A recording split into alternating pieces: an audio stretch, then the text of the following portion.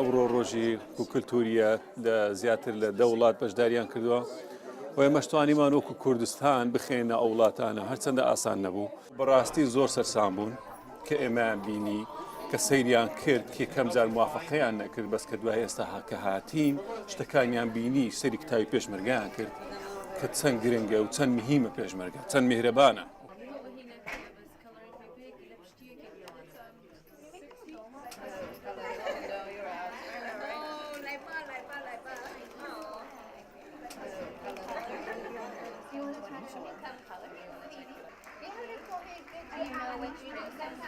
I'm Lisa Kane, Director of the Guthrie Memorial Library. This is our Multicultural Day. We've had for about 15 years, and we bring as many different cultures into the library so that the community can experience each culture. This year, it's new that we have Kurdistan, and we are very pleased to have Kurdistan here, and we welcome you back next year, and we hope to look forward to your more involvement in the library.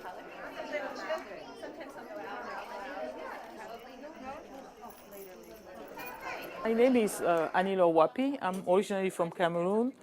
and we have in Kurdistan for the first time this year, and we are very, very excited because we didn't know much about the country, and people learn about the country and the food and the culture, and they are so happy to share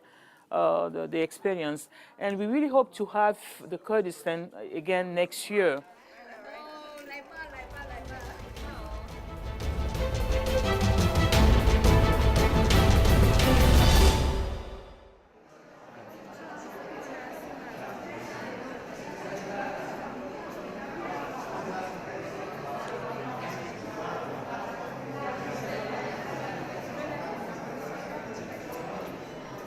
ئێمە کودی خوێندکاری کۆلێجی بزنس ئەدمینستریشن لە زانکۆی کۆمار بەشداریمان کردو لە ڕۆژی یونیڤەرسیتەی بە دروستکردنی ئەم پرۆژانە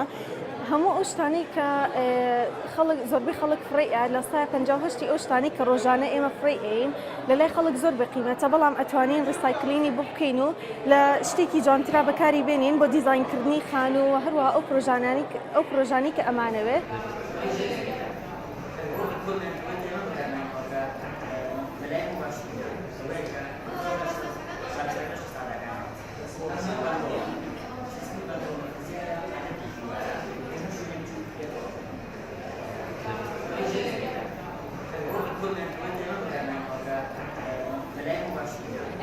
دروستکردنی ئەم پرۆژەیەمان کە پێک هاتووە لە پردێک کە توانای جوڵاندنی هەیە بەوەی کە لولکردن و کردنەوەی ئێمە بیرمان لەم پرۆژەیەمان کردوتەوانێت کە بەکاری بێنین ئەگەر هاتوو ئاوێکمان هەبوو بەکاری بێنین وەکو ئەوەی کە بتوانین هەم سیمایەکی جوانی ببەخشێ بە وڵاتەکەمان و هەم لەلایەنی ئیکۆنۆمیەوانێ سوودێکی زۆری هەبێ بۆ وڵاتەکەمان لێرەیە ئەگەر هاتوو ئێمە پردەکەمان کردوانێ ئەوە کاری سمپڵ ترەسمان بۆ ئەکات کە هەموو لۆدەکان دابەش ئەبێتەوە.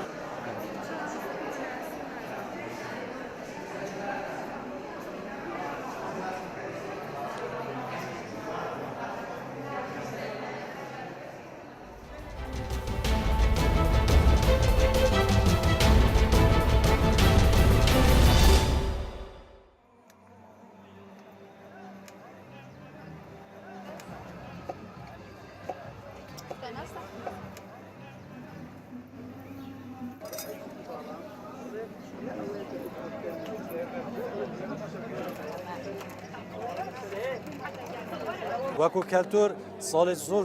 زاو و چالاکیت هەین زاو و چالاکیتوان زۆرە تایبەت لایەنێ ئەدەبی و لایەنێ شەریفە لێ وەکو ڤیستاڤال ئەوە دووەمین ڤیستاڤالە تێتەکردن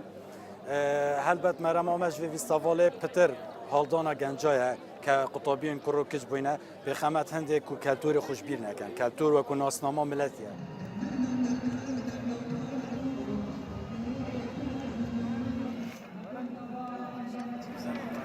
ئەسە قوتابیەک زۆنکۆ ناوست من بەشێکداری دێ ڤیستاڤالە دەکیریە چونکی ئەم کوردیم و ئاس حەزکەم ئەس ڤیستاڤالە هەر بەردەوام بن فلک لێرەمانە هێتە باشۆرتن هەر یە بەرچۆ بیتم و ئەم سپۆسیەوە وەڕێک خەرە هەمیۆت کەین و ئەم ڤیستاڤالە ڕێک خستی گەلک سپۆسیەوە بکەین.